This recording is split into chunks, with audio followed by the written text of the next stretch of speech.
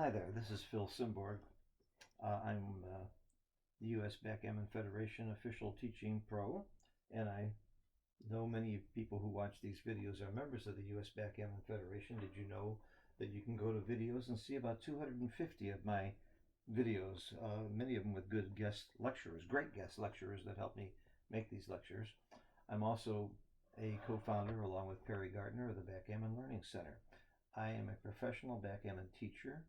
I'm part of a group of teachers with the Backgammon Learning Center that have worked very hard over the years to develop teaching plans based on the greatest ideas from all of the books ever written, all of the best teachers ever written, and we've come up with many of our own strategies.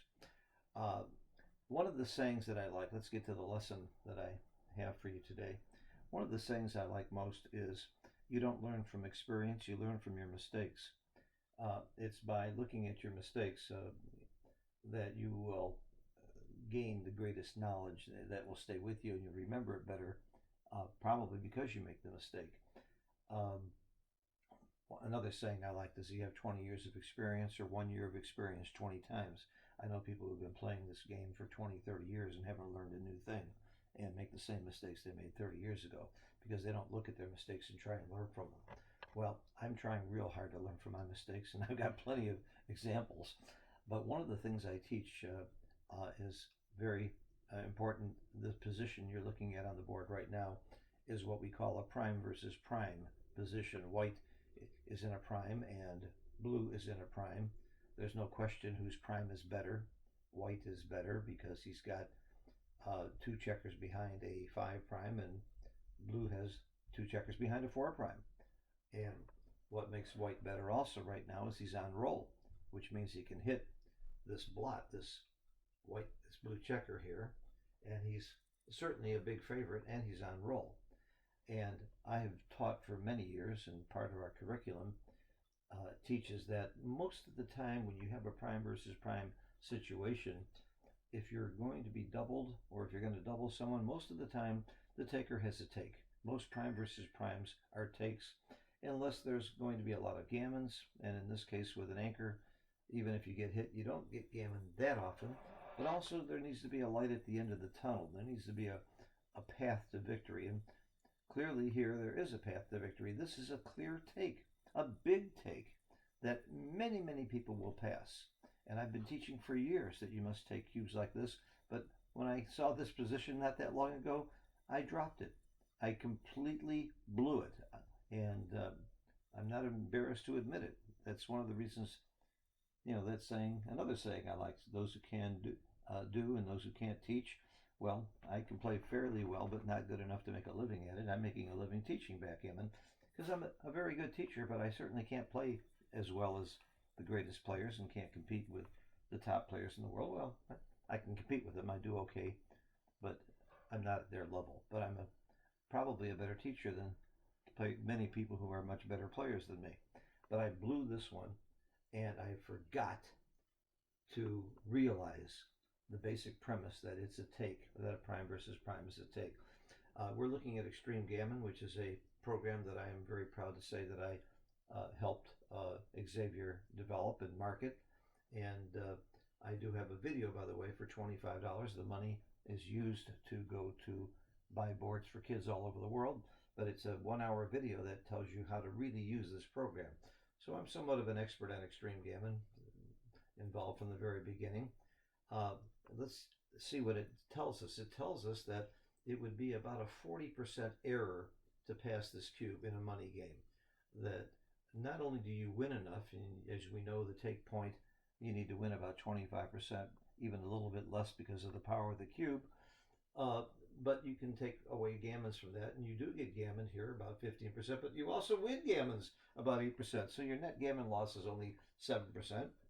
People who understand money backgammon know that those 7 gammons are only worth half as much as winning and losing the game.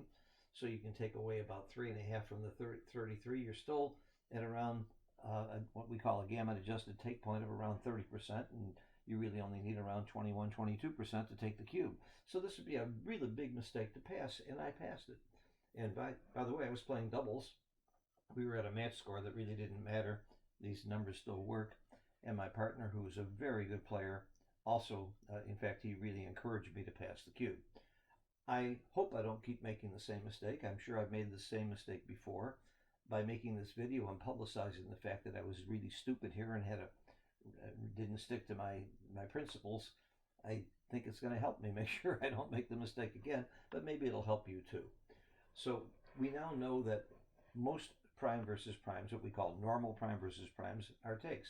If blue had another checker here, another checker on the bar, then the gammons would be very, very high, and it probably would be a pass. If these two checkers of white were not buried here on the ace point and were someplace more useful, it would clearly be a pass. These would not be normal prime versus primes. It would be very lopsided. But this is not lopsided enough for blue to pass this cube.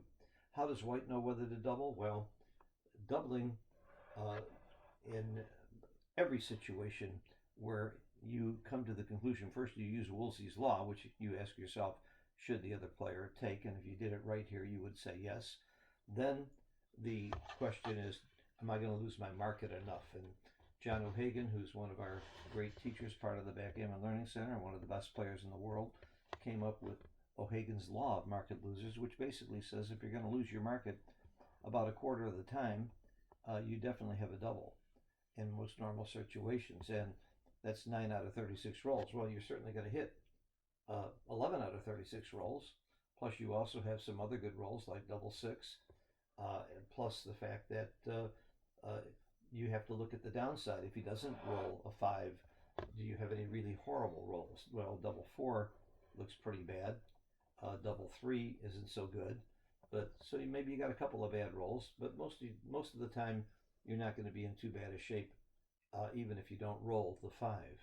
So that's why you know it's a double. Another reason, as a practical matter, is because you might get some idiot like me who passes. And by the way, I did post this on my Facebook page, and I'm not the only one who passes this. There's plenty of other good players who got this wrong.